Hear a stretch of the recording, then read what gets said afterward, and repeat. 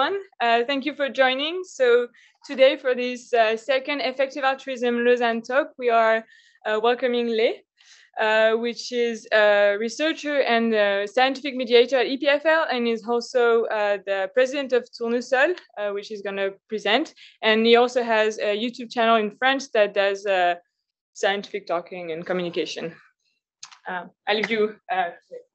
Thank you. So hello, everybody. The plan for today is I'm going to have a talk. Please feel more than free to interrupt me at any point and to either ask questions or correct the mistakes I'll make.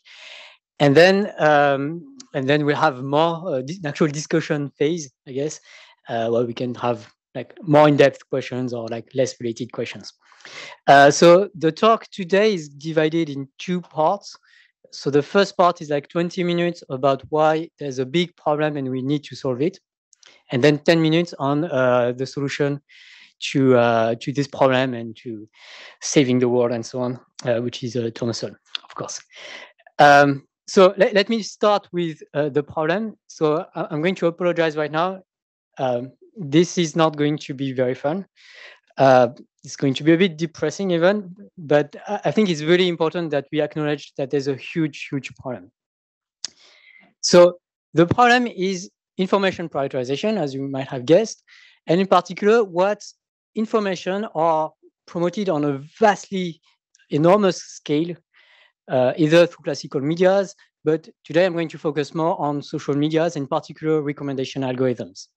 So this is an excerpt of something that the former head of news at Yandex wrote on Facebook. Essentially, he wrote a message essentially begging his former colleagues to do something about the massive spread of disinformation through Yandex. So Yandex is like the Google in Russia. It's it's not written here. I guess it's written in small. It's like the second largest search engine after Google in Russia, so it's extremely influential. And this former employee of Yandex wrote that after 6 days of wars, that essentially it's been 6 days that every day 30 million of Russian people are only seeing disinformation about the war, claiming that there's no war, that there are Nazis in Ukraine that needs to be fought, and so on. And like some of the things he says are very harsh. Like for instance, he wrote, every day and every hour of such news, such like propaganda from the Russian government, costs humans' lives. So every employee, in a sense, of this company has some moral duty here that he's not fulfilling. Like they are really costing human lives. And Lev Gershenson also writes, it's not too late to stop being accomplices to a terrible crime. If you can't do anything, quit. And in fact, the CEO of the company quitted a few days later. So this is really a big issue. Like today, these social media, these algorithms interact with billions of people. And if they spread massive amount of disinformation, this is a matter of national security. And what this example shows is that it's a matter of national security, not only for the persons that are exposed to these messages. I think something very important to understand about recommendation algorithms is that they're not only affecting the recipient of the message. Disinformation spread massively in one country can endanger millions of lives in another country. And I'll get back to this with other examples in a bit. Now, what I mean to say is that these algorithms are queried all of the time, and they are faced with very difficult dilemmas, actually. So you can imagine that whenever the YouTube algorithm is asked by a user to recommend something about vaccination kills, then the algorithm cannot say, I don't know. The algorithm has to make a decision. It has to prioritize information. There's no solution, there's no way out of this. There's no neutral solution. Like you have to promote a first answer, a second answer, a third answer, and so on. In particular, there are like thousands of videos that you're never going to show because there's just not enough room. You have to pick one video. Now, maybe you know someone in your entourage that is like skeptical of vaccination? Now ask yourself, if they ask you one video recommendation about vaccination, which video out of all of the videos on the internet would you show them? This is a very, very hard question. It's really not clear if you're going to promote a short video that's going to explain vaccines very briefly. If you're going to show like a more scientific video that's going to go into technical details, if you're going to show a video about the efficacy of the vaccines, about the side effects of the vaccines, are you going to acknowledge this? Are you going to talk about the level of uncertainty there is around the vaccines, the impact on herd immunity? Are you going to give a whole lecture on epidemiology? It's really, really difficult. It's really difficult.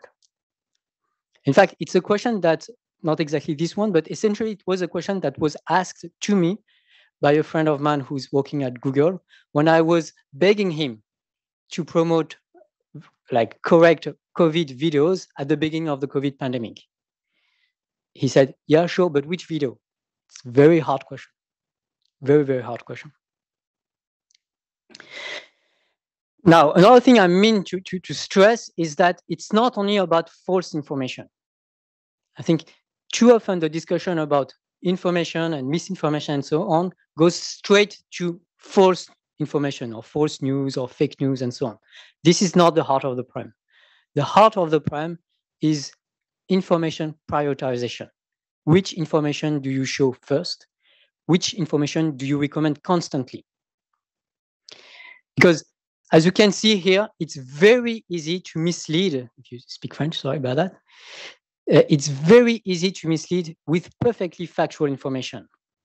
For instance, so this is a visualization that was made by a Twitter user about which news article about vaccines were most promoted, like made most views.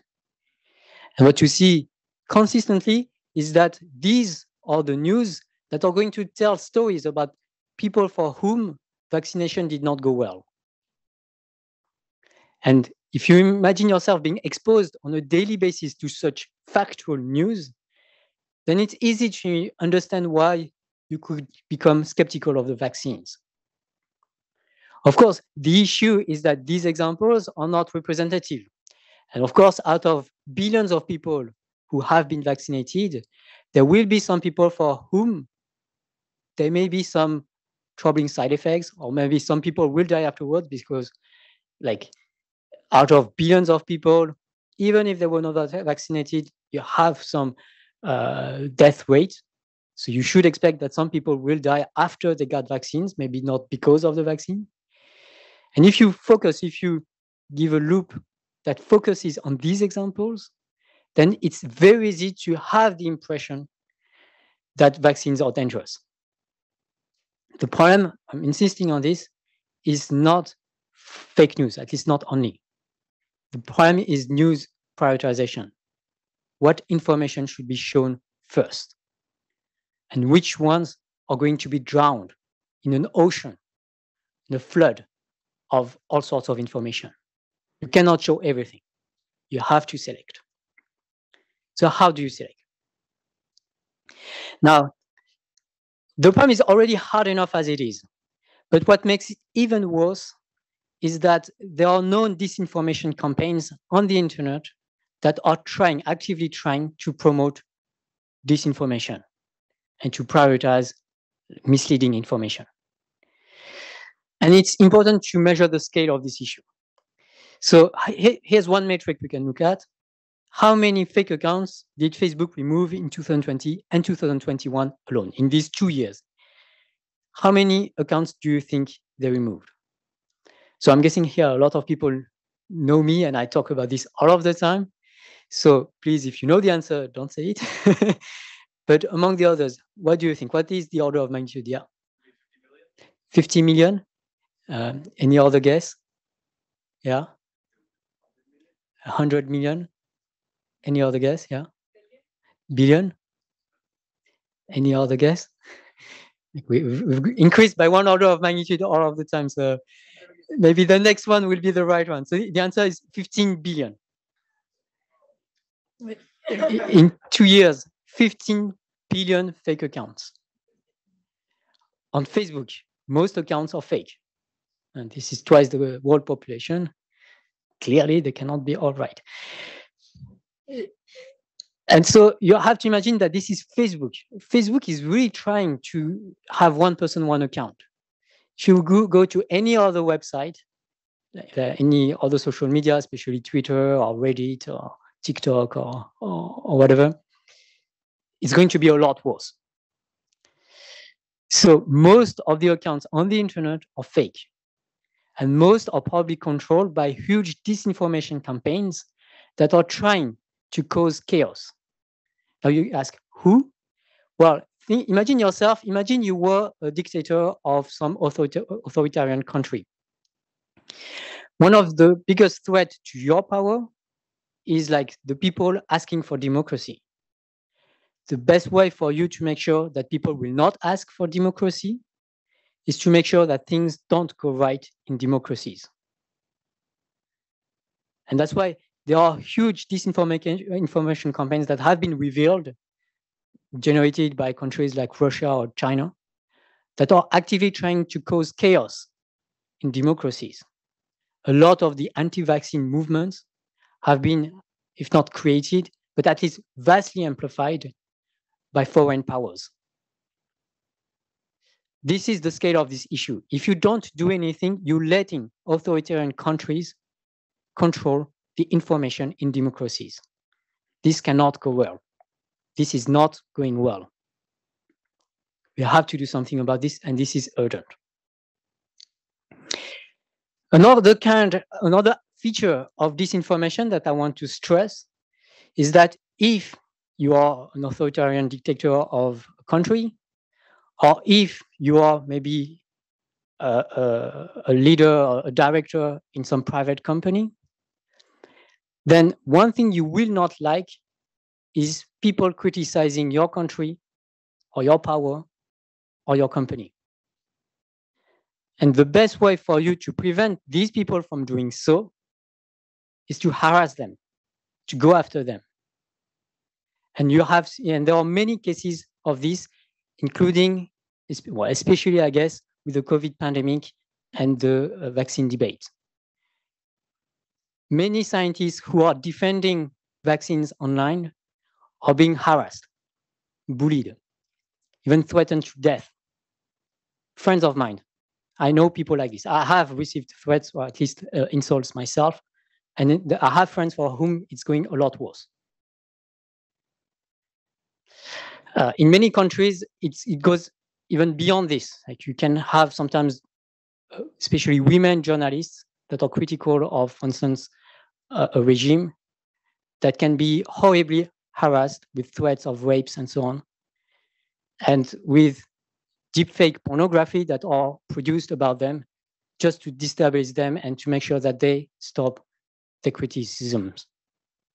This is a huge issue. And I want to talk, especially on the left, is a friend of mine, on the right, sorry for you, Mediam Hamdi, who is who has exposed the torture camps in Morocco and is being threatened on a daily basis by Moroccan trolls that are paid by the Moroccan regime. And these threats are real. Mehdi has friends of his that have been captured and tortured in Morocco. This is a big issue. We have to defend those who stand up for peace and truth, because if we don't, they're going to be silenced by authoritarian regimes. This is already happening all over the world. Now, I'm stressing this because it has to do with something called mute news.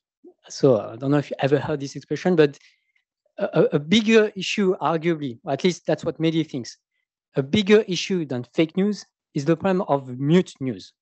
What's a mute news? It's a news that's very important, that's typically critical of a system, and that the system, like those who control the system, don't want to see out there.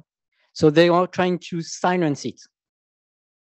So mute news is a big issue. Like a lot of people in China are not really aware of what's going on for the Uyghurs in the western part of the country.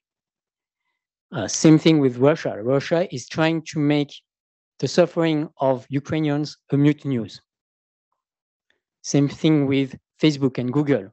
Facebook and Google have restricted access to sensitive information from the employees because they want to make this mute news. This is a huge, huge issue. Now, I want to have your participation here, I guess. What do you think is today's most important mute news? What is the news that is extremely important, but too few people in the world know about it? Yeah. Sorry? Yeah, the IPCC report about climate change. Yeah. Any other? Panama Papers. Sorry? Panama Papers. The Panama Papers, yeah. Yeah. Maybe the civil war in Ethiopia. Yeah, the civil war in Ethiopia. Okay, so that's actually one of my examples. Who knows here that there's a war going on in Ethiopia? Okay. Who knows the approximate number of deaths? In orders of magnitude. Okay, 3 people. Okay, so let me tell you about this. So currently there's a famine going on in the northern part of Ethiopia.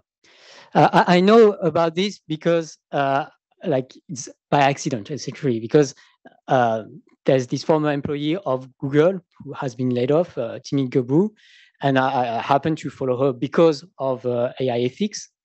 And she's Ethiopian, so she's tweeting a lot about this, and that's how I learned about this. I might have never known about this if I was not following her.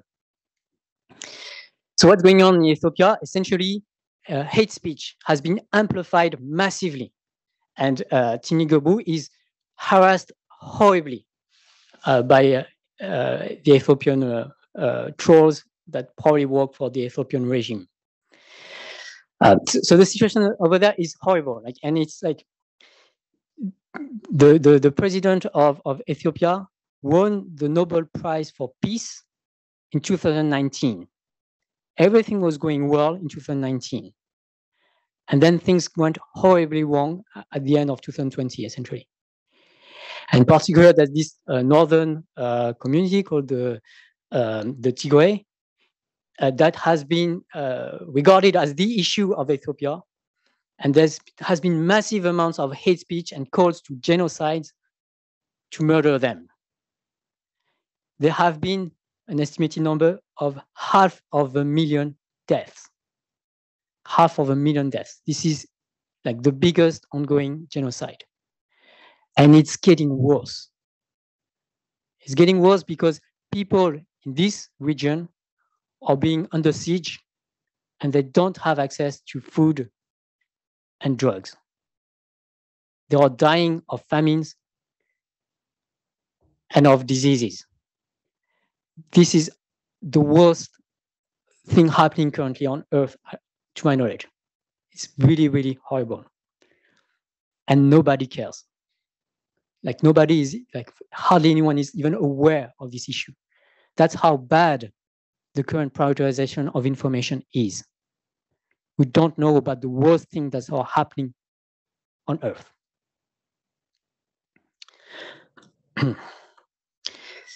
Yeah. For example, in that situation, do you think it's someone's interest for us not to know about the situation? Definitely. Definitely. Like the Ethiopian regime is restricting access to journalists to the region. They're controlling, it's an information war. They know that if this information gets out there, and if the United Nations says, this is the current biggest issue going on, then there's going to be international aid, at least coming to help the Tigrayans, and like maybe overthrowing the Ethiopian regime. This is a mute news by design. And yeah, it's really, really horrible. Yeah. I'm not sure to understand because all the governments know about this fact, right? Every government acts on this war in Ethiopia. So what they want is only the public opinion not to be aware of. Yeah. But the governments and NGOs are already sending help to Ethiopia.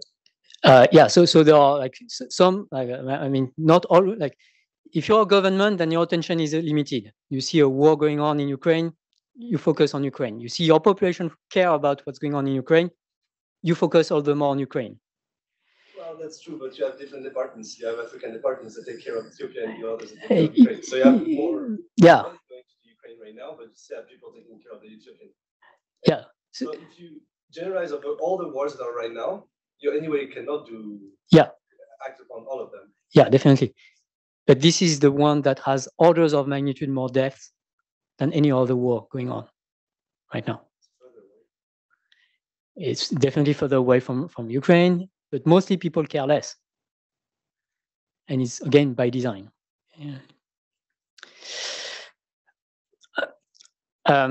Yeah. Another thing that I consider as a good news, because I think it is terrifying, like to me, it's even scarier than what's going on in Ethiopia, is Google being out of control. Like so much of information prioritization today is done by Google. And yet in 2021, Google fired its ethics team. And the reason why Google fired its ethics team, to the best of my knowledge, and I'm very close to many of the people in the ethics team, it's because the ethics team has raised serious concerns about the new algorithms in Google. In fact, the new algorithm, Google published yesterday, a new version of this algorithm, which they made public. And probably they're only revealing the things that they think is worth revealing. And yet it's already terrifying. And just coming, I just want to say a few things. Like this is something that we kind of predicted. Like we have a paper with Sadek, who's here, and Mehdi and others about the danger of these algorithms. And we predicted, like we guessed that most of the training data of these algorithms are social media conversations. And these algorithms are essentially designed to amplify what's going on social medias.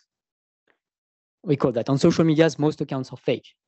People are actually doing warmongering and hate speech on social medias. Yeah, this is terrifying to me. Yes? Just to make sure, so there is no ethics team at all now at Google, or it has been replaced by other people? So it has been sort of like redesigned, because of course they're not going to say we have no longer any ethics team. So now it's labeled as responsible AI. But the people who were put in charge of responsible AI don't have a track record of working on AI ethics. And those that did got fired. Those that raised concerns got fired. There are even researchers that, well, some of them also quitted, many of them. That's how bad the situation is at Google.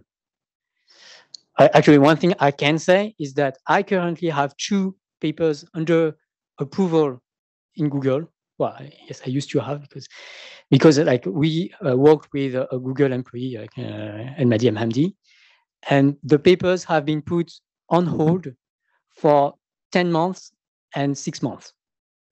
This is highly unusual. Like usually it's a matter of weeks. And well, surprisingly, these 2 papers are critical of Google's products. And the latter of these 2 are like eventually will be published without the Google affiliation. Oh, well, it's actually have the reviewers' comments tomorrow, so we'll see. Yeah. So to me, these are my current biggest mute news, but of course, there's only so much I know. Okay, so hopefully you're convinced that there's an issue. I'm going to stress that the issue is perhaps even bigger than you expect. Recently, a few months ago, in I think last September, there was a very courageous whistleblower from Facebook called Frances Haugen, who compiled huge amounts of internal documents on Facebook and decided to reveal them. There's a lot of content. It's long to explain. I've made a video about this, which is recommended by Tournesol. And what you really see through these documents is that Facebook directors have done things that are like outlandishly immoral and are also extremely illegal.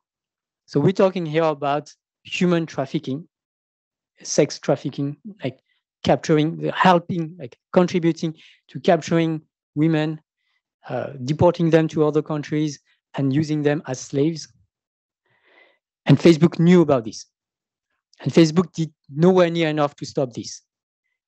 In fact, there was a journalist investigation, and they did the bare minimum. They just deleted the accounts that they were told were problematic.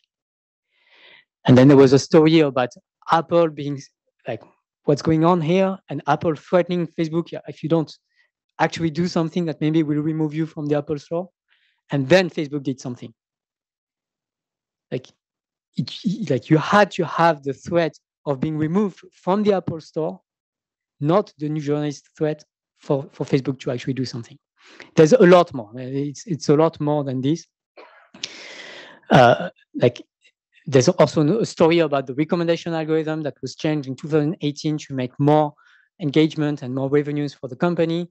And it was found to vastly amplify hate and disinformation. In fact, those who complained about this are medias who were saying to Facebook, like currently, if we don't do something that's extremely clickbait, we're not making any views. And so we are dying as a business. So we have to be much more clickbaity. They were saying this to Facebook. Even worse, the political parties in Europe were saying the same thing to Facebook. They were saying, look, if we don't talk about like terrorism or immigration and stuff like this, we don't make any views on Facebook. And that's new. That's because of the change of the algorithm you made in 2018. And Facebook has still not changed the algorithm, to my knowledge. And like if they had changed it, they would claim it. So they're still using this same algorithm. So Sophie Zhang, who's another whistleblower at Facebook, she actually saw this going on. She was in the part of the integrity team, and she was looking at dictators using Facebook and being whitelisted. Like usually, if you say something horrible on Facebook, you remove from Facebook. But if you are a dictator, then Facebook lets you on Facebook and publishes your content. And Sophie Zhang was seeing this and was complaining to her directors. And she said, Facebook has become complicit by inaction in this authoritarian crackdown. The effective decision was made not to prioritize it, effectively turning a blind eye. So here we yeah. Sorry to interrupt. What is the incentive for Facebook to do that? That's the issue, right? Like as long as the door is closed and there's no auditing, there's no regulation, and there's no public pressure and there's no scientific pressure for them to do something about this, they're not going to do anything. What is Facebook winning about doing this, recommending this kind of video, helping people? So there are two things. First of all, like you sell ads.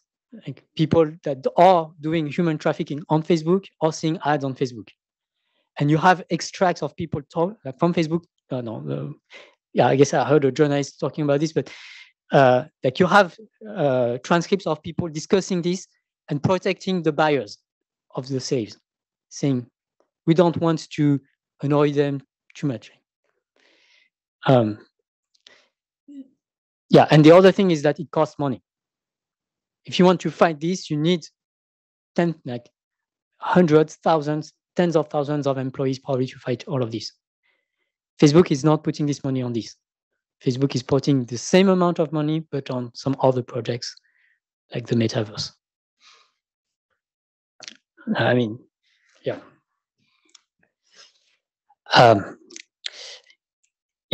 And another thing I want to stress is that these issues, of course, these issues are a lot worse in developing countries, but there's a lot less regulations and controls and people looking at what's going on and so on. But it's coming to developing countries as well, even Switzerland. So there's this documentary by Temps Présent from RTS, which is also recommended by Tournesol. It's called Fake News, une pandémie de mensonges. And it's really frightening. Even for Switzerland, we've reached levels of disinformation and hate in particular that Switzerland has never gone through at least for decades. And by that, what I mean is that because of COVID, especially anti-vaccine movements, there are politicians in Switzerland that are threatened to death. And some politicians have cancelled meetings because of this. So this is already affecting the way the country is governed. And again, like, this does not come from anywhere. Like, this is probably, almost surely, highly amplified and encouraged by troll farms in Russia or some other countries. If we don't do anything about this, if we don't try to actively prioritize quality information and kind information, then even the strongest democracies in the world are in danger. It's really important that we do something about this. We need to prioritize it. And the coming years are probably going to get even worse. Sorry, the 2020 started very badly, and it's already got a bit worse. But it will probably get even worse. Like, currently, because of the war in Ukraine, you've probably heard of the increase of the cost of basic commodities, especially wheat. Like, many countries are dependent on this, strongly dependent on this. And the last time the prices were that high, it led to the Arab revolutions and probably an increase in migrations and tensions, and probably more wars in the coming months and years. Like, the economic crisis caused by the COVID and by the war have yet to be observed. Like, and like, in the case of the 2008 subprime crisis, it took years to really become a big issue for most people. So, like, the tensions are likely to increase in the coming months and years. And what's worse than this is that we are seeing a very dangerous race for more powerful weapons. And in particular, what scares me the most, well, I mean, there's the nuclear war threat that has been raised recently. So this is a huge concern. And additionally, one thing I'm extremely concerned by is the rise of autonomous weapons. Because autonomous weapons can cost significantly less than a nuclear warhead. And if you have destructive weapons that cost a lot less, it means that it will be affordable by all sorts of groups throughout the world, including very dangerous, uncontrollable groups, all sorts of small countries ruled by dictators.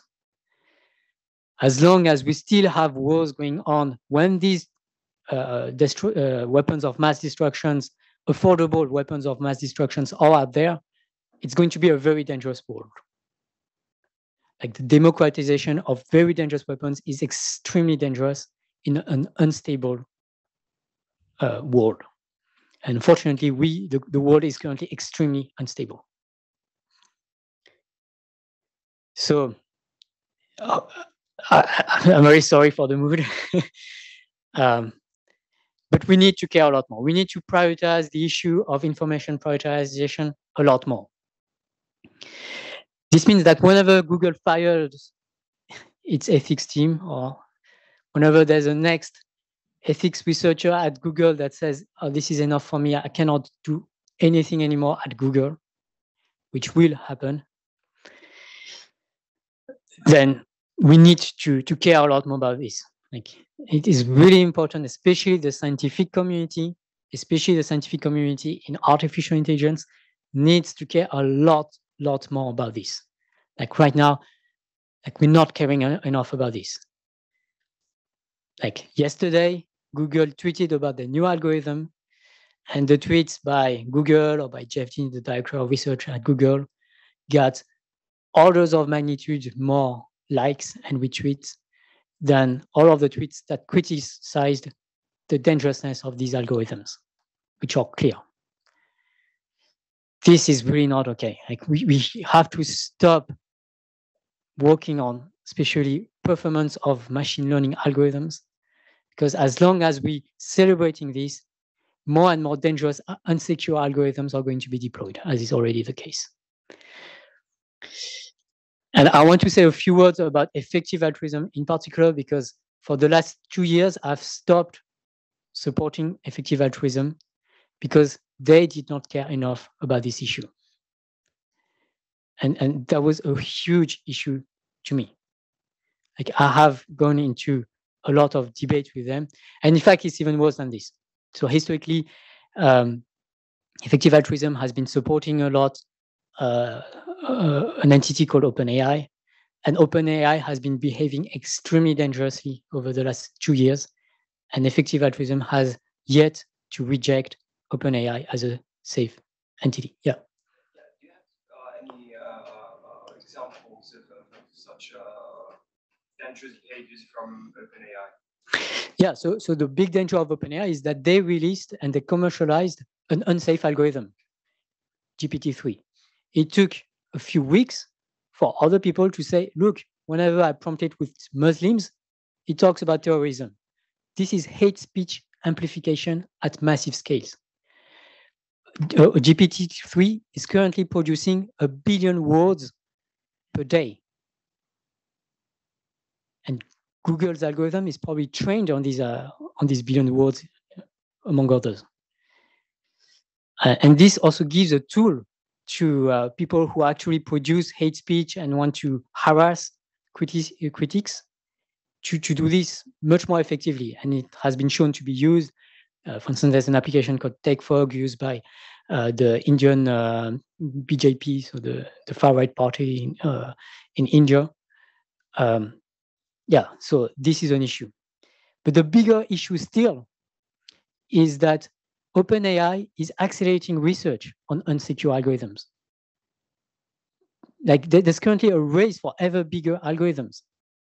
Like, they started it. Like there was BERT, released by Google, and then every year OpenAI multiplied by 10 the number of parameters of these large-scale models. And now it's gone to the point where every company is like just doing bigger models, and it gives them like attention, helps them hire people, helps them find funds. And now you have algorithms with 100 trillion parameters. So yeah, I work on the safe security of large-scale algorithms, and what we really know is that more parameters is more danger.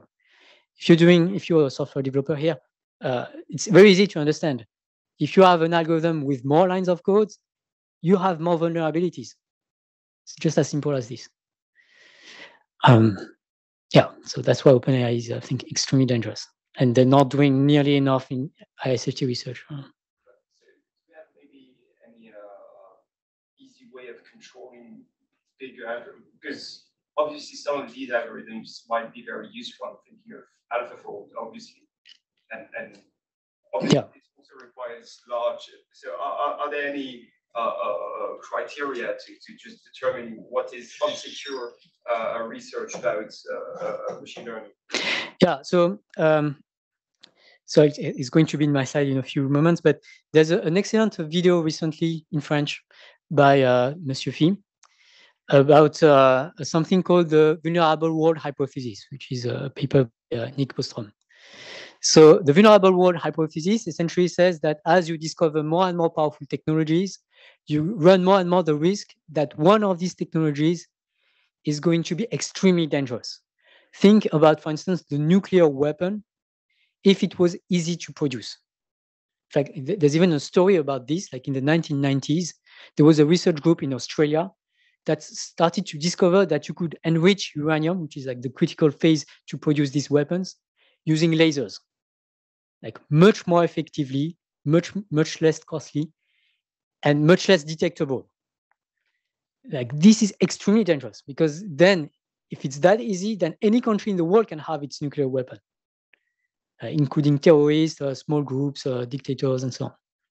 You really want to avoid this.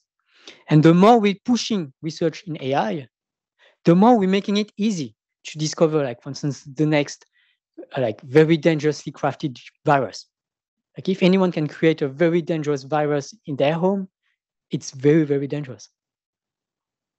I'm just asking because one would argue that essentially each discovery comes with a certain potential, and you could not have a specific discovery that has a great potential to do good things, but that cannot be used to do wrong things. And obviously, well, then you have AlphaFold, and AlphaFold could be, actually he said that in his video, AlphaFold could be used to produce viruses or whatever. So is there another solution basically than to just stop any research? Can we just limit the possible bad effects? It's very hard. So again, I recommend this video or the paper by Bostrom. Essentially, as long as there's not a world security that's highly guaranteed, which is not the case today, then research on performance is dangerous. So to tell like an anecdote, I watched Monsieur Fils' video. So I already knew about Bostrom's idea, but like everyone, I tend to forget. And so I watch I watch all of Monsieur Fils' videos. So as soon as it came out, I watched it. It was a Sunday evening, and the next morning, on Monday morning, there was a talk given. Well, there was the Applied Machine Learning Days here at EPFL, and there was a talk given by Lenkas Deboreva. Hopefully, she's not listening here, but like I was actually scared watching the talk. So essentially, like there's this initiative started at EPFL called AI for Science, and they're trying to apply AI everywhere because it's going to accelerate everything. And if you only care about science, this is amazing. Like if you only care about science, you're going to be able to do things you could not even think of a decade ago. But when I was watching the talk, I like, this is going to make it so much easier to do like viruses. So like AlphaFold, for those who don't know, it's like this algorithm that's able to predict how a protein is going to fold in 3D space. And this is extremely important because the function of the protein depends on this 3D structure. So now if you have this, you can like produce your own proteins and find a virus that's going to produce the proteins you want to amplify. And you know how it's going to behave, and so you can really control this. And if you want to turn it into a weapon, you can. So yeah, this is to me extremely dangerous, and it's really no longer okay, I think, that the scientific community celebrates this kind of thing. Science has become too dangerous to celebrate science for science. We need to care a lot more about the consequences of science on society. And yeah, I think like today, research using AI to accelerate science, I think is completely immoral. It's just making a dangerous world more dangerous. Yeah. I don't know if you want to continue on this topic, but I think I agree with you. But deep down, I hope that the scientists have some responsibility. For me, the fact that 5 gigantic American mega corporations are doing the pushing under closed doors is even more scary. I don't want to be the apologist for non-democratic regimes, but when China cuts off Facebook and Google, I kind of respect that. I mean, we have to cut off here as well. Yeah, unfortunately, it's very hard. And actually, like to talk again about the Applied Machine Learning Days, I had this debate with someone from Hugging Face. So Hugging Face is this other company doing large language models, but they're trying to do this open source. But they are doing this open source. It's not, well, all details, but anyways. And so I was talking to the chief scientist director of Hugging Face about this issue. Like, if you're making this open source, then you're also facilitating its use for hate speech. And you make it easy for a dictator to scale this, like use it in his troll farms and so on. But at the same time, like currently, like you have big corporations that have the monopoly currently of these algorithms, and it's not like it's extremely dangerous as well because they're using this in an opaque manner, and it's impossible if from the outside to study the vulnerability hands-on of these algorithms.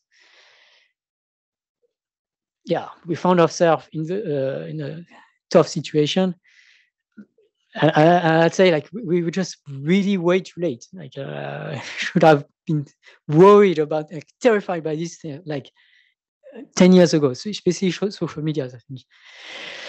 yeah, so now we have tough decisions to make, and it's really hard to make some of these decisions. But at least we need to care a lot more about this. And my main criticism of the guy from Hugging Face, a very nice guy, apart from this, well, like, yeah, a very nice guy, is that in his Applied Machine Learning Day talk, when he was talking to thousands of machine learning researchers and engineers and managers, he was only saying that large language models are cool, and maybe we competing with these large-scale companies, but he was not talking about how dangerous these tools are, especially when they are connected to recommendation algorithms that are going to amplify all sorts of things. And I wish people were saying this a lot more in these public events. Yeah, but whenever now I go to these AI events, like I feel extremely lonely. Like I feel like people are talking about the wrong things.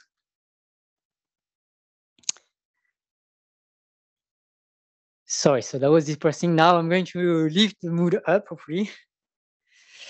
So we're going to talk about more happier things, let's say, and more about Tournesol.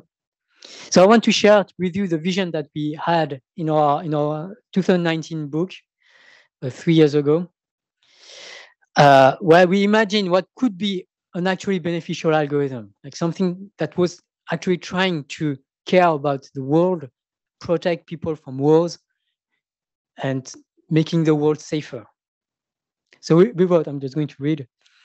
If an influential algorithm such as YouTube's algorithm were to promote critical thinking and quality information at the expense of erroneous, polarizing, and angering news, then global behavioral changes could take place in a short amount of time. There's some recent study about this, like the repeated exposure to information really changes you. And it was also based on a Facebook study in 2014. A beneficial YouTube algorithm could create a culture of forgiveness, respect, and even appreciation between communities that used to hate one another. Instead of showing Republicans daily examples of detestable Democrats, because there are many of them, the YouTube algorithm could put more emphasis on adorable Democrats and vice versa. The algorithm could highlight the important challenges of the future of humanity and foster the curiosity and personal development of users.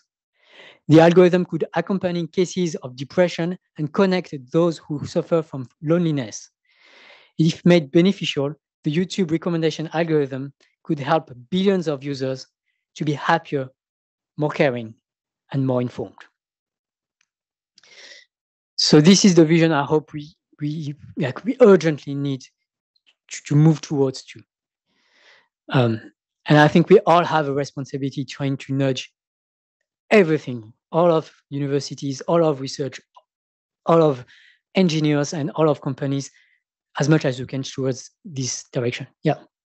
Let's say you were to deploy something like this in Xinjiang to convince the Uyghurs that they're not actually being oppressed. Like, couldn't you also like use this to hide actual problems?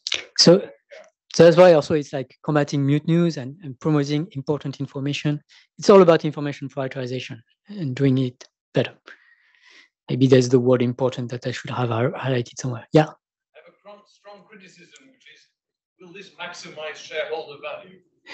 Yeah, that's an issue. So like in the video, so in this video on the left, I claim that Mark Zuckerberg needs to be in jail.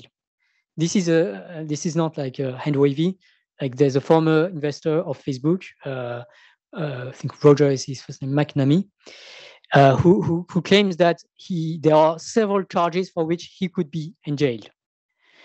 So actually, so this is extremely important. Like you can go after the shareholders, but also going after the directors and so on of these companies. And I think it's extremely important to actually do this. There are laws.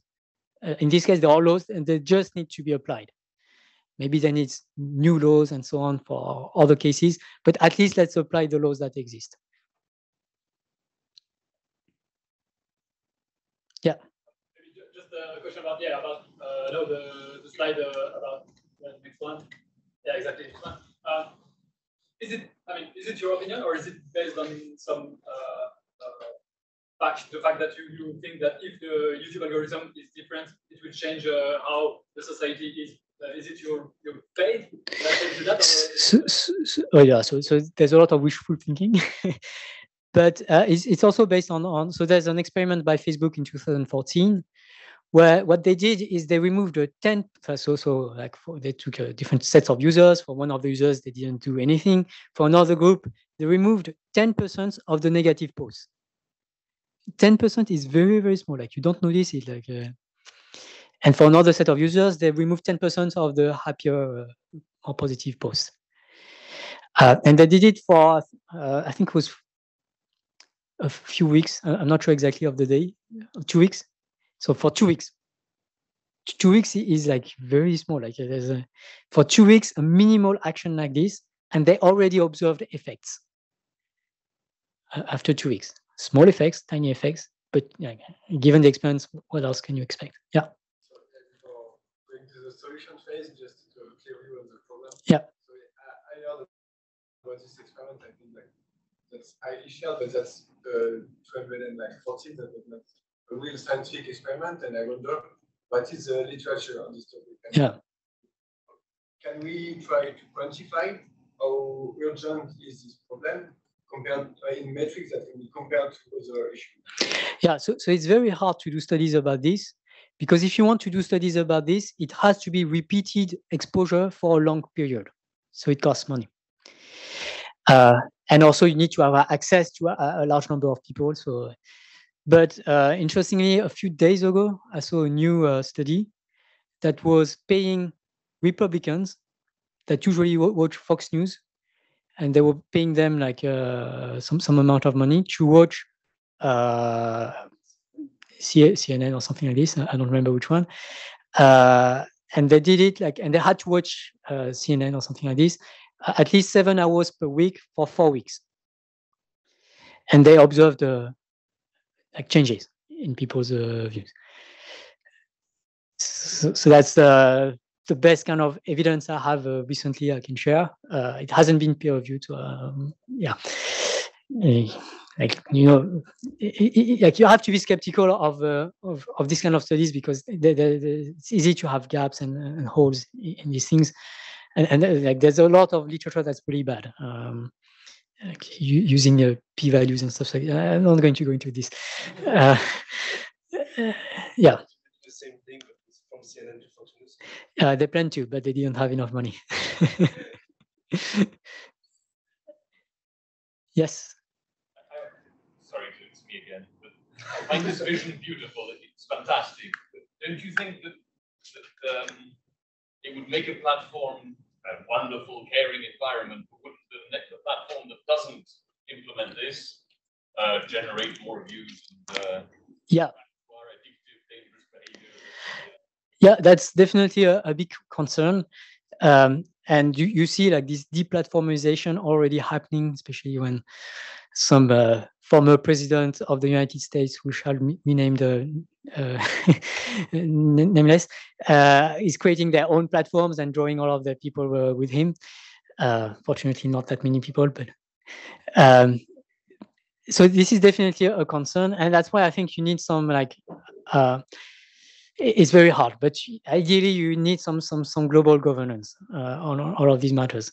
I would say I'm also kind of like, maybe terrified is a bit stronger word, but very scared about like completely peer-to-peer without moderation social medias, because it has been found that there's a lot of hate and radicalizations and so on that are going through like 4chan is the obvious one, but Gab or like BitChute or even like Odyssea and stuff like this. Like, so any social network that doesn't have a lot of thought about how do you moderate and amplify the right kind of content, to me is very scary. And same thing as well, I meant to say, on things where there's no recommendation algorithm, like WhatsApp or Telegram, you have huge disinformation campaigns that are successful. So like without recommendation algorithm, I think it's very unsafe. So you need a safe recommendation algorithm. Cool. Let's cheer up. So I'm going to tell you about the Tournesol now, a project we've been working on for the last 2 years. And especially recently, it's grown a lot, and it's been going amazingly well. Thanks in particular to Aidan and Adrien, who are over there, among others, Louis and Romain in particular, and Mariam. And especially, I would say, the participants to the Tournesol project, which is a growing base. And also, like Bérangère is also working on this project. So the idea of Tournesol is to find content of public utility that you want to share more massively, and to amplify this content, things that can really make a change, and if a lot more people were watching them. And so actually, these are the current top videos on Tournesol, the current 2 top videos. So on the right is the one I already talked about the progress of science. And on the left is also an excellent video by Kurt Gesagt, excellent channel. And in particular, this one I think is really important. It's about mental health, and especially how to stop having this feeling of dissatisfaction, which I think is causing so much of the other harms as well. Like, it's connected to so much of the anger on social media typically. So what you do on Tournesol is you can select any 2 videos you watched, or you want to watch, or you enjoy, you didn't enjoy, and so on. And you just have to tell us which one did you prefer, which one do you think should be more largely recommended. So you go on Tournesol, you create an account, you select 2 videos, and then you move this slider left or right if you think the left is better or the right is better. If you feel a bit chatty and you want to justify your judgments, then you can also tell us why essentially you prefer one over the other by filling the other sliders. So you have like this one main mandatory slider on the left. And then if you want, you can compare along the different other alternatives. So which one of the content is more reliable and not misleading? Insisting again on the not misleading part. Which one is more clear and pedagogical, which one is more important and actionable, which one is more layman friendly. And there was an issue at the early age of the COVID, like you wanted, like YouTube recommended World Health Organization videos, but not the most layman friendly, and definitely not the most entertaining and relaxing to my taste. Yeah, which one is more engaging and thought-provoking? Which one will keep people thinking after watching the video? Which one is more diverse and inclusive, which one encourages better habits, and which one is more resilient to backfiring risks. And then Tournesol takes all of this data. If you made the judgments public, so you have here something about whether you make it public or not. If you make it public, then it will go, like the comparison, if both videos are judged publicly, then the comparison will go directly in our public database, which is published on our website, and can be reused for research. Because our goal really is to change the way research is done in machine learning. Like machine learning is doing a lot, like machine learning researchers. So if there are machine learning researchers here, but they're essentially saying a data set and they say, what can I do about this? And right now the data sets are like image classification tasks, maybe language processing, and they're not like the most useful, most important things, and not the research that should be prioritized, I think. And so if instead you have a large data set of human judgments, then it can completely change what people focus on. And the hope with Tournesol is that people will study how to make safe and ethical recommendations. And yeah.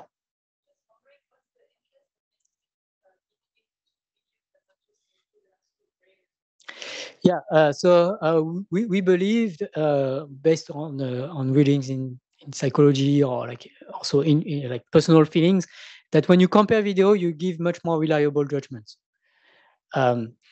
There's also a matter of scale. Maybe your scale changes over time, and so a video that's rated later will have a different scale. So at least with comparison, you're always comparing two content. And it's always easier to interpret. It also prevents people from giving extreme ratings all of the time. So yeah, on Netflix, when there were like 5-star ratings, I guess most of the ratings were like 5 stars. So it's hard to distinguish 2 5-star videos. Yeah, so those are the main reasons. Yeah. Some of them are clearly not comparable. In the sense, so I just saw the almost last night, diversity and inclusion. So most of the videos they do this thing in front of their camera and only one person. So I cannot say anything about diversity and inclusion. So I would recommend. So Tournesol recommends one of the top recommendations of Tournesol is a recent video in French by Syllabus about like the importance of inclusive writing and the way you speak. So there are like small details like this, like the way you address people, like the tone you're using, the words you're using, the kind of jokes you're making, that can make the video look more or less diverse and inclusive. And actually, just having this slider forces you to think about this. It doesn't come easily. For my first 1,000 ratings, I had a lot of trouble even accounting for this. Now I know it exists at least. Well, okay, but not to point really on diversity and inclusion. So two videos can be completely incomparable from one another. From my experience, it's really not the case. Like there's always something you can say, I'd say, about this. And if they are really at the same level according to you, then you can just put this the slider in the middle. Yeah, like for instance, like even fictions can spread more or less misinformation. Cool. And then using this, we run a state-of-the-art algorithm. Actually, these are algorithms that have been designed in the last 2 years. The paper is still under submission, and the review is coming in 2 weeks, I think. Hopefully, it will be positive. And then we make recommendations. So if you use the Tournesol extensions, we have an extension for Google Chrome and Firefox, then you receive recommendations directly on your YouTube homepage. We're also doing a lot of work to leverage, like to have more like interactions. So right now it's not done, but we may show like the Tournesol scores when people are watching videos or when they recommended the content, even if it's not like in the box. Maybe we'll have results of recommendations, results of queries on YouTube. Whenever someone makes a query on YouTube, we also propose Tournesol recommendations. Yeah, and something upcoming as well is that we upcoming. I feel like I'm putting a lot of pressure on Adrien whenever I say this. But yeah, the ability to compare video directly in the YouTube interface and so on. And then I already said a few words about this, but one thing that's I think like the current main goal of the project to me is really to build this public database, like make sure that researchers in machine learning will have another toy to play with, and that this toy will be actually useful for society. That's really our goal. And the number, actually I should have shown like the statistic in the homepage, but the number of users and of comparisons that we've had on the website has exploded yesterday. So it's growing. That's the good news. Now we have 35,000 comparisons. So that's starting to be an actual data set for machine learning researchers. Maybe I should say a few words also I haven't said about account authentication. I mean, as I said, there's a lot of fake accounts on the internet in general. So we're trying to protect against this. Our current basic solution is to have email validation, and we in particular trust accounts created with an email attached to an email domain that's trustworthy, like EPFL.ch. Like mostly we are trusting the email domains that we believe are not going to create a large number of fake accounts. So we believe that EPFL is not going to start to create a lot of fake accounts tomorrow. I hope. And yeah. General public cannot use this app because they only have a Gmail account. Or yeah, so they can still create an account. They can still provide comparisons that will still go in the public database. But like eventually, like right now, it's not the case. But we will make public a data set that says which accounts have email verification.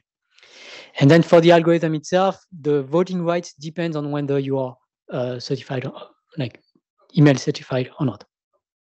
And we are also working on the other way to certify accounts based on the vouching mechanism. Like you can vouch for another account saying that I think that this account is owned by my mother, and I think she's a real person, and Also, I think she's not using other fake accounts on Tournesol and so on. And actually, Bérangère is working on how to do this and implementing this securely in particular. Cool. And we also have a vouching of expertises and degrees, and potentially have the possibility to vary the voting rights, especially on the reliable and not misleading criterion, depending on the content of the video. Yeah. That was really the question I wanted to ask you about. That top slider is the one that's really quite kind of objective. Yeah. More of a personal feeling. Shouldn't it be nice to encourage people to say, I don't know, in some cases? Yeah, it would be nice. Yeah, that's a very good point. So, well, so at some point there was this thing. Like I told the engineers, yeah, we would like to do this, but then we realized it was not very user friendly. So it's definitely something to, yeah, you have to work with also like the user interface and so on. Yeah, I haven't found the best way to do this right now, but something to keep in mind. Yeah. I was just wondering, how does the video goes up? Let's say I add a new video on YouTube, Okay. Very few views, Mm. and I ask like 100 of my friends to click on Tournesol and say it's amazing. Will it go really quickly up to Tournesol or not? Yeah, so going into the details of the algorithm, the state-of-the-art algorithm that's under review at the conference. So I'm not going to answer. Well, yeah. So one issue that we have currently with machine learning in general is that machine learning is trained on user-generated data in large-scale applications, and it's impossible with the current machine learning algorithms to predict what is the impact of a single user on what the algorithm is going to do. And this is a big issue because even if you somehow filter out fake accounts somehow, then you still have the possibility that this single user will completely manipulate the algorithm and make sure it only recommends Trump videos. You don't need the fake accounts in the community. Right? Yeah, but also you need to make sure that a single user will not have an overwhelming effect on the algorithm. Today's algorithms have, like, none of the current algorithms have this property. Even algorithms that we have designed and called Byzantine resilient, like secure. But we've come up with the way more recently of having more of this control, of making sure that a single user can at most only change, like for instance here, the scores of Tournesol videos by at most a parameterizable quantity. And right now the quantity is such that if you have around like 10 contributors, then the score of the video will correspond to what these 10 contributors judge, roughly. But this is parameterizable, and when we have more contributors, we're going to make the impact of each contributor smaller, so that a video will really need a lot of people judging the video to actually start to have a high score. Cool. And so one thing that has just come out on Tournesol, thanks to the excellent work of the Tournesol team, is this application. So it's like Tournesol.app /présidentielle 2022, something in French because it's like a French presidential election, where we used Tournesol to, instead of comparing videos, to compare candidates. So you can pick any two candidates for the French presidential election and then compare them, not only in terms of who should be president, but also along different criteria, like for instance, who's better for the energy and the environment, for the education, culture, and information, and so on. And so you have three secondary criteria that are mandatory to force our contributors to think along these terms, and three other secondary criteria that are optional.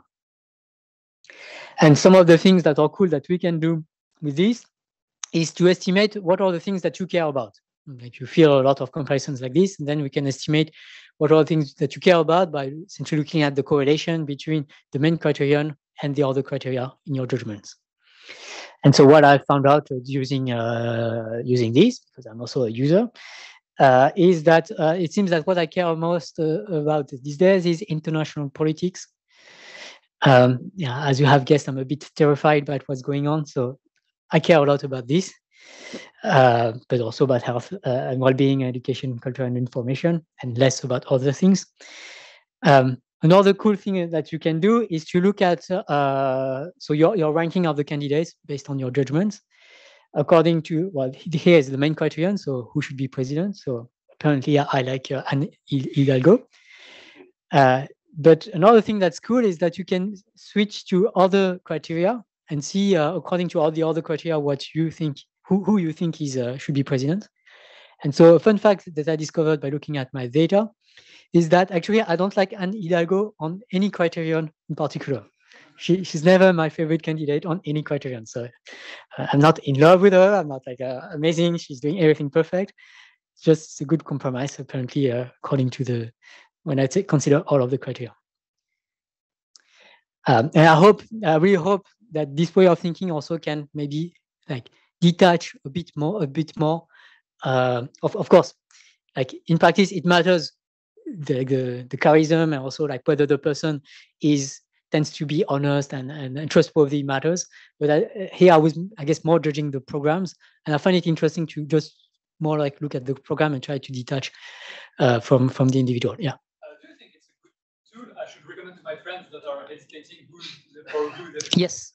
Because I mean, you only use four sliders to select. So you can add 3 more, so you can have 7 sliders. So convince me that it's a good tool to Yeah. Actually, so I was one of the first users. That's one of the advantage of being in the Tournesol team. And actually, I learned people's programs, and I've discovered things I didn't know I even cared about.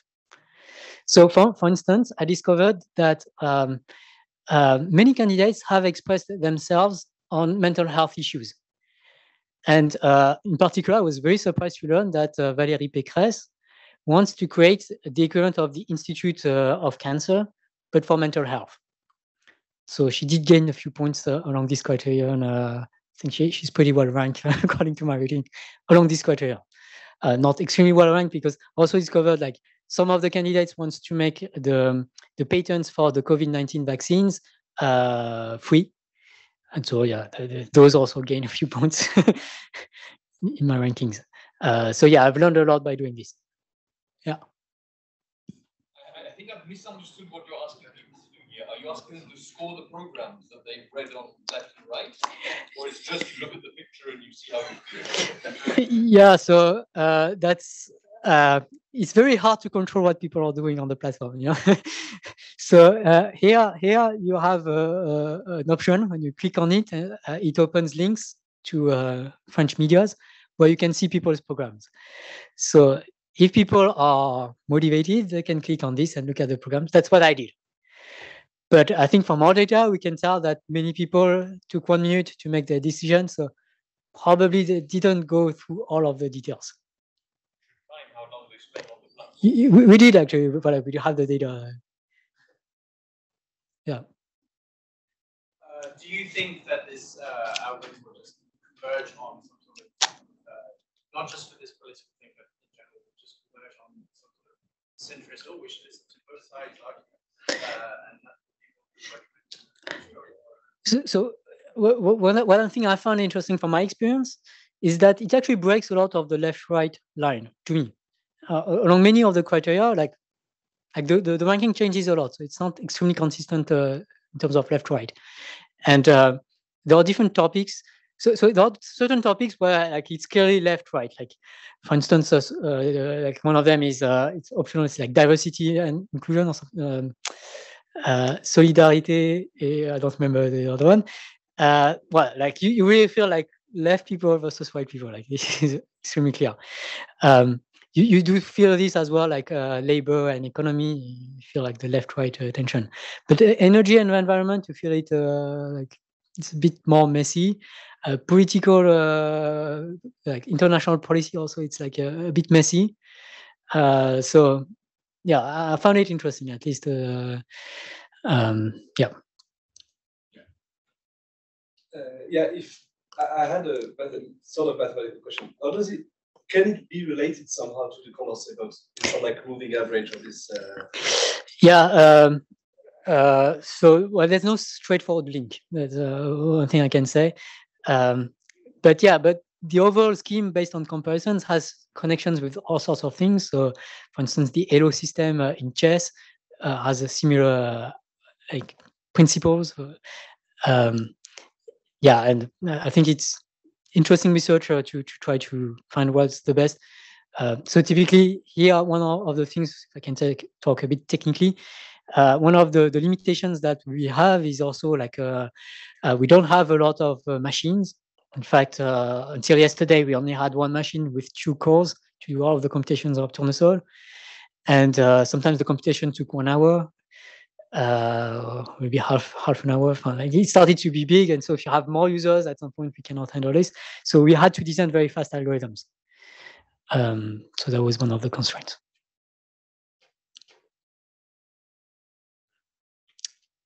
Cool.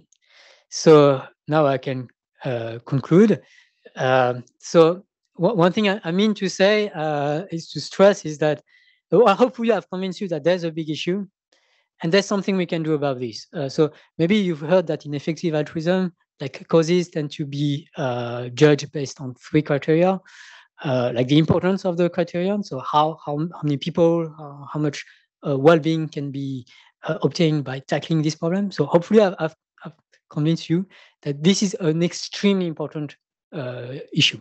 Like to me, it's the safety of humanity within the decade, because like autonomous weapons are coming, and as there are more investments, they are coming faster. And at least the safety of most people, I think, depend really on this kind of work. So I think it's extremely important. Another aspect is neglectedness. Like how many people in the world really care about information prioritization, and especially robustly beneficial information prioritization. I can really say very, very, very, very few. Like very, very few. Even people within Google, even people, I don't know if I should say it, but even people within ethics in Google, to me, don't prioritize this enough. In the whole world, very, very few people care. So if you decide to really care about this, then you can join a very small team. And if 5 of you join the team, then we double the size of the team. That's how much like it's neglected. And finally, the last thing is tractability. So that's like where it's like, is it really tractable? I think there are like very reasonable objections to how tractable our project is. So that's a big issue. I hope I've convinced you that there's a way to make progress at least, and to change a lot of the attitude around this issue. And I hope that this will convince you to help us, because we really, really, really need help. Like we are nowhere near enough to tackle this big issue, big project. And so there are many, many ways you can help. The most basic way is, of course, going to the website and augmenting our data set. Like, the faster we get to 1 million data point comparisons, the easier for us is going to be to publish the data sets in some big venue. And the faster, like more machine learning researchers will care, or at least will be working on this kind of issue. So augmenting the data set is extremely important. We really need this. But of course, there are many more things you can do, given that you are at EPFL. I'm guessing you're not completely stupid. So we need brilliant minds, because we have a huge number of problems. We've talked about a few of these issues already, but we have a lot of technical issues. From research questions, like I'm a mathematician and I'm overwhelmed by the number of math questions that we need to solve. And anyone who's talked to me knows this. Okay, I have too many problems. Like really, I'm overwhelmed by problems. I'm trying to allocate them, but it's not going fast enough to my taste. I wish I could double myself or triple myself to be working on all of these ones, because there's a lot of problems that we need to solve. Of course, a lot of the work is in the development as well of the platform. Our UX and UI design right now is not shit, but it's not great. like it needs to be improved. Like we desperately need more people to really think about like the process the user is going through and how to improve this. Actually, we have an intern that's going to work on this, so hopefully we'll make progress.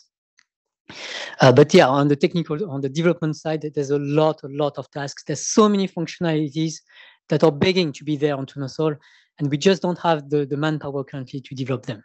So we really need a lot of help with this. We also need a lot of help in terms of promotion. Like the success of the platform depends highly on the number of data that we have, which depends on the number of contributors that we have, which depends on how many people know about the platform. So just talk to people around you, encourage people to participate. This is extremely important to us. But another thing is like more pedagogy. Like the project is very complicated. Like it took me a bit of time to explain, and I've only scratched the surface. And we need absolutely a lot more people who are able to really explain what's going on here, to explain all of the issues that we're trying to fix and all of the solutions that we're trying to come up with.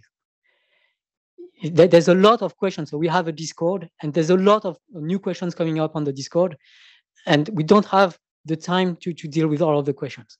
So anyone who wants to get engaged and try to answer the questions, organize the community, and so on, this is extremely appreciated. Like we really need this at this moment. Yeah, so these are the main things you can do to help Tournesol, like work on promotion, collaborating, on, contributing to the data set, working on the research, and just encouraging people to care about this issue, especially influential people, especially professors, researchers, and so on. This is really, really important. And I will conclude with a few things you could want to look into if this talk convinced you that this is interesting.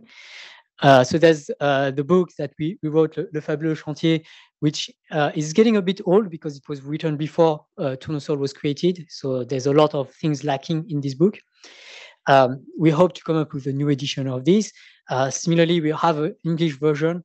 Actually, the English version is more ready and has more like new material about Tournesol. So if you're interested in this, you can just email me and I'll happily send you the current manuscript. If this was, if you want like an easier reading or want to recommend this to people who are not really into technical stuff, then I wrote like a science fiction book called The Smart Poop.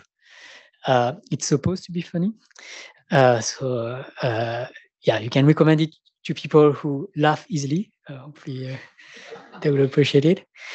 And it talks really about all of the issues with AI ethics, AI security, and so on. If you're really more interested in Tournesol or vision and so on, there's a lot more I haven't talked about in our white paper. So it's called Tournesol. I guess you just search Tournesol archive and it's going to come up. And it really shows, at least for short-term goal, short, medium-term goal, which is like a quest for a large, secure, and trustworthy database of reliable human judgments. The long-term goal, maybe I can say it quickly, is to be the future of global governance, at least algorithmic governance, like to make sure that all algorithms that are trained out there are like somehow influenced by our system, by a collaborative system, hopefully decentralized, peer-to-peer. There's a lot of improvements, a lot of work to improve upon this. If you're more lazy and you prefer watching videos than reading, then there's a lot of videos that I make, and you can watch them for days and days and weeks and months. In particular, I'm making this series on ethics, information ethics. So as I said, there's a Discord. You can find the link of the Discord on the website on Tournesol.app. It's going to be easier. And sorry, clashes apparently with Effective Altruism, but we also organize Thursday lunches in BC Hall at noon. I would really love it if you came. Right? Like it's not just about like actually helping. It's just about the motivation of everyone around Tournesol. As I said, sometimes I feel lonely when I listen to machine learning researchers. I feel lonely, and so if there's a support group on Thursday, just like following what's going on, maybe helping psychologically or more, then it helps a lot. It helps everyone in the team. So please consider coming to the Thursday lunches. And yeah, I guess now we can go to the questions if you have more questions. Thank you for your attention.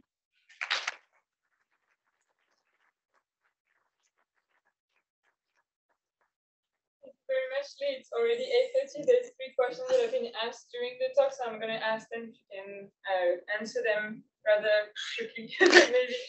So it was supposed to be half an hour, my bad. It was super interesting. Thank you very much. So the first one is, can these problems be more about psychology than information prioritization? We have Wikipedia as a source of truth,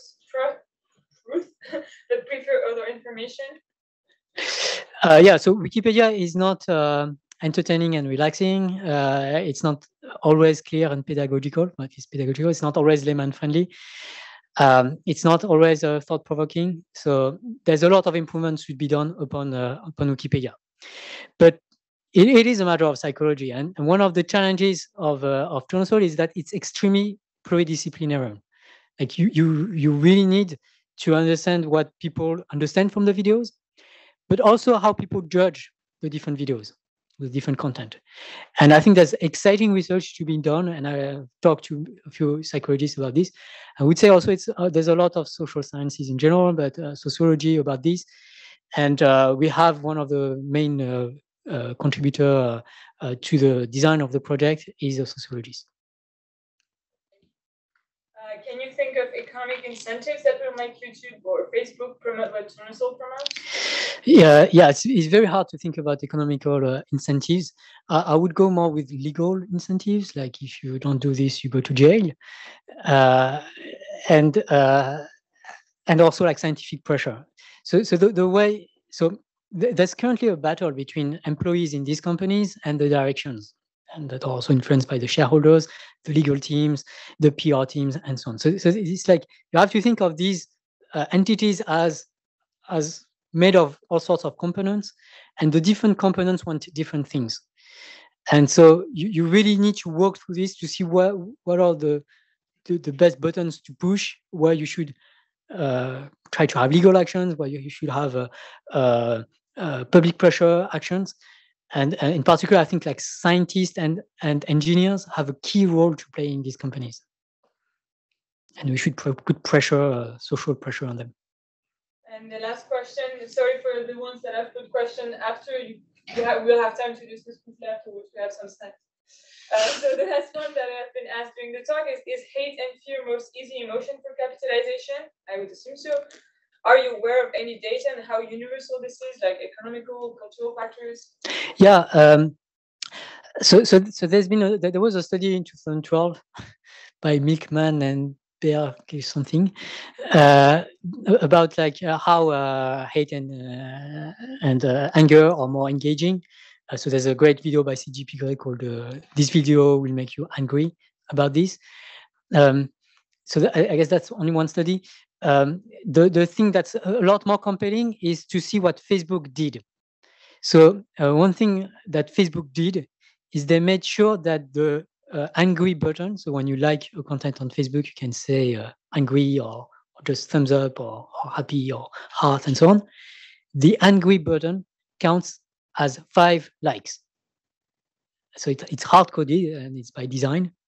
And that's because these Facebook employees found that these content were more viral, were more engaging, and kept people longer on the platform. Yeah. I know, but it was not just the angry button, but also if you put the effort of not putting a like, but choosing another reaction, this is also 5 times more taken into account than the like button. So I often heard this, that the angry button was way more 5 times. Okay. But also true for the heart button. Okay, so maybe I have some misinformation.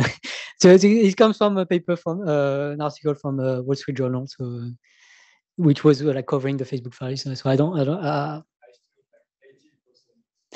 Okay. So another thing that's really clear is that the recommendation algorithm of Facebook, they modified it in 2018 to increase engagement. And so what's pretty clear is that anger has increased after that. So yeah, I think there is sufficient data to say that anger is quite engaging. Great. Thank you very much.